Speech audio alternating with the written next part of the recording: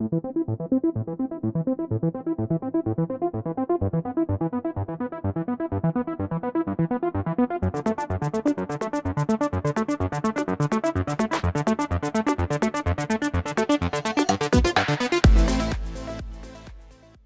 बच सकती थी अशरफ की जान? उत्तर प्रदेश पुलिस की चूक या बड़ी साजिश? नमस्कार दोस्तों, मैं रतन सिंह और आप सभी का ट्रिगर न्यूज में स्वागत है। 15 अप्रैल को गैंगस्टर से राजनेता बने अतीक अहमद और उसके भाई अशरफ को नियमित चिकित्सा जांच के लिए प्रयागराज के स्थानीय कोलविन अस्पताल ले जाया जा रहा था। तभी 3 युवकों ने दोनों भाइयों की गोली मारकर हत्या कर दी। पुलिस कर्मियों की मौजूदगी में हुई इस हत्या ने कई सवाल पैदा खड़े कर दिए हैं। एक बड़ा सवाल यह भी है कि अगर अशरफ के हाथ अतीक की वाली हथकड़ी से नहीं बंधे होते तो क्या उसकी जान बच सकती थी?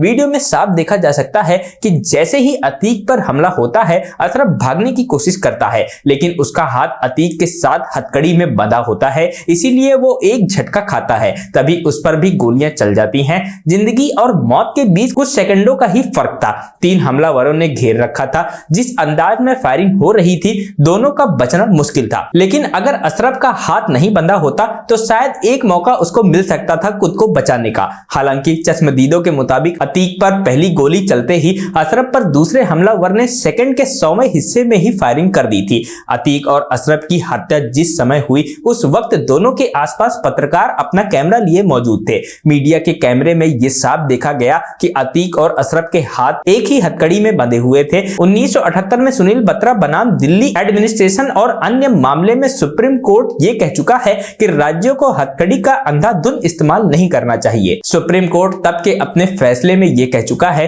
कि लापरवाही से हथकड़ी लगाना, सार्वजनिक रूप से मुजरिमों को जंजीरों में बांधना संवेदनाओं को संसार करता है और यह हमारी संस्कृति पर कलंक है। हथकड़ी लगाने के लिए कोर्ट की इजाजत लेनी होगी और अगर इसकी इजाजत मिली हुई है तो इसका भी एक नियम है कि कैसे कैदी को इस पर बांधना है। 29 मार्च 1980 को प्रेम शंकर शुक्ला बनाम दिल्ली प्रशासन मामले में सुप्रीम कोर्ट ने कहा था कि किसी भी मुजरिम के दोनों हाथों या पैरों को एक साथ बांधना मुजरिमों को एक तरह का यातना देना जैसा है। ऐसे में अपराधी पूरी तरह से बंध जाता है और सार्वजनिक रूप से कुछ भी ऊंच नीच होने पर अपना बचाव कर पाने में असमर्थ होता है। सुप्रीम कोर्ट के फैसले का जिक्र पूर्व डीजीपी विक्रम सिंह भी करते हुए कहते हैं कि कोर्ट की बिना इजाजत से हथकड़ी नहीं लगाई जा सकती है। अगर इजाजत ली भी गई है तो मनमाने तरीके से इसका इस्तेमाल नहीं किया जा सकता है। उनका कहना है कि एक ही हथकड़ी से दोनों को बांधने के पीछे की मंशा भी नहीं समझ आ रही है। याद दिला दे कि अतीक और अशरफ के हाथ एक ही हथकड़ी में बंधे हुए थे।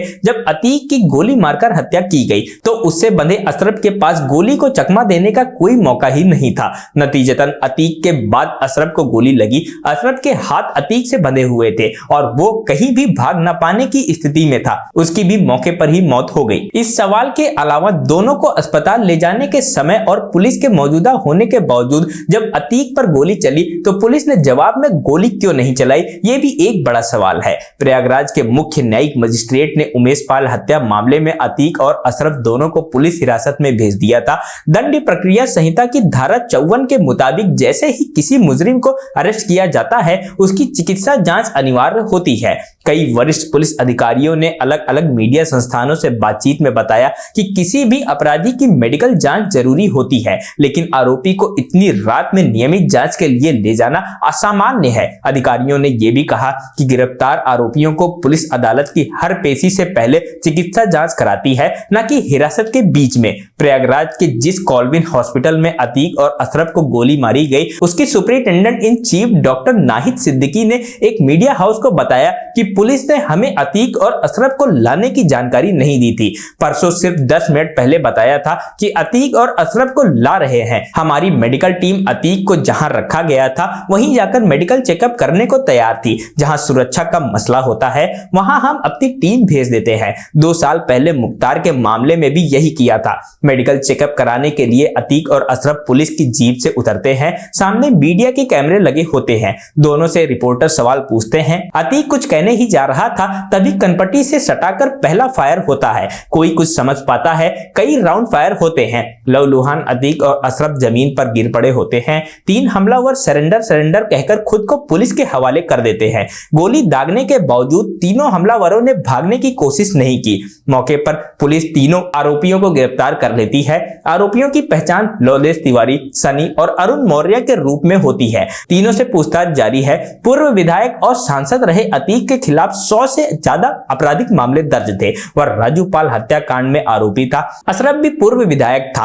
13 अप्रैल को अतीक के बेटे असद और उसके सहयोगी गुलाम को झांसी में पुलिस एनकाउंटर में मार गिराया गया था। उसके ठीक तीसरे दिन अतीक और अशरफ को भी मार दिया गया। समाजवादी पार्टी के प्रमुख अखिलेश यादव ने आरोप लगाया था कि असद ऑपरेशन फर्जी था। अतीक और अशरफ की हत्या में सवाल उठ रहे हैं कि क्या मेडिकल जांच के लिए ले जाते समय दोनों के पास पर्याप्त सुरक्षा कवर था।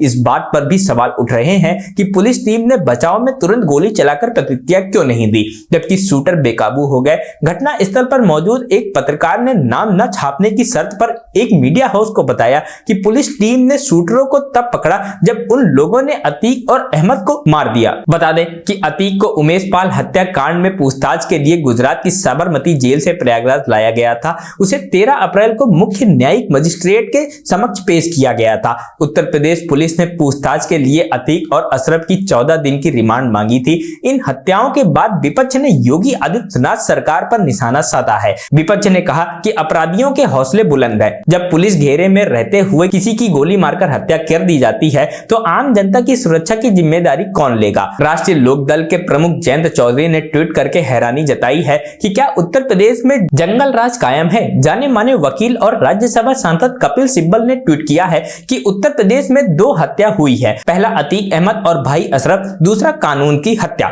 उत्तर प्रदेश पुलिस का बचाव करते हुए प्रदेश भाजपा प्रवक्ता सलभ मणि त्रिपाठी ने कहा कि किसी को भी पुलिस की मंशा पर सवाल नहीं उठाना चाहिए। मुझे लगता है कि उन्होंने गोली नहीं चलाई क्योंकि कई पत्रकार वहां मौजूद थे। पुलिस ने तीनों हमलावरों को मौके पर ही पकड़ भी लिया। अब उनके खिलाफ कार्रवाई की जाएगी। बता दें कि अतीक की पत्नी सरिता परवीन उमेश पाल हत्याकांड के बाद से ही फरार चल रही है। इस मामले में पुलिस ने उसे भी आरोपी बनाया है। सरिता पर 50,000 का इनाम भी रखा गया है।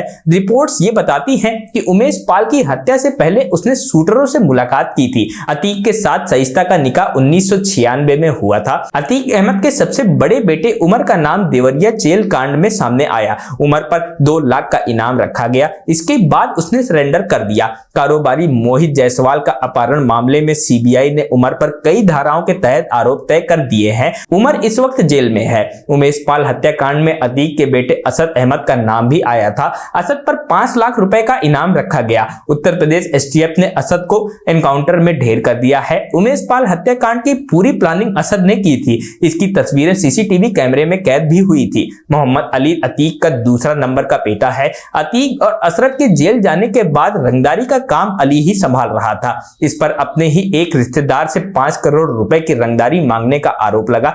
मामला दर्ज होते ही अली फरार हो गया। इसके बाद पुलिस ने अली पर 50,000 रुपए का इनाम रखा। इनामी बदमाश करार होने के बाद अली ने कोर्ट में सरेंडर कर दिया। फिलहाल अली पर 6 मामले दर्ज हैं और जेल में बंद है। अतीक अहमद के 2 बेटे अभी नाबालिग हैं। उमेश पाल हत्याकांड के बाद से यह बाल सुधार गृह में है। आजम 10वीं का छात्र है जबकि अबान 8वीं का छात्र है। पुलिस की माने तो उमेश पाल हत्याकांड के बाद घर से सभी लोग फरार हो गए थे। दोनों लावारिस थे, इसीलिए इन्हें बाल सुधार गृह में रखा गया। जैनाब फातिमा अतीक अहमद के भाई अशरफ की पत्नी है। पुलिस ने जैनाब को भी उमेश पाल हत्याकांड में आरोपी बताया है। जैनाब पर भी हत्या की साजिश रचने का आरोप है। राहत के लिए हाई कोर्ट भी पहुंची थी लेकिन उसे वहां से कोई राहत नहीं मिली। फिलहाल यह भी फरार बताई जा रही है। Bureau report trigger news.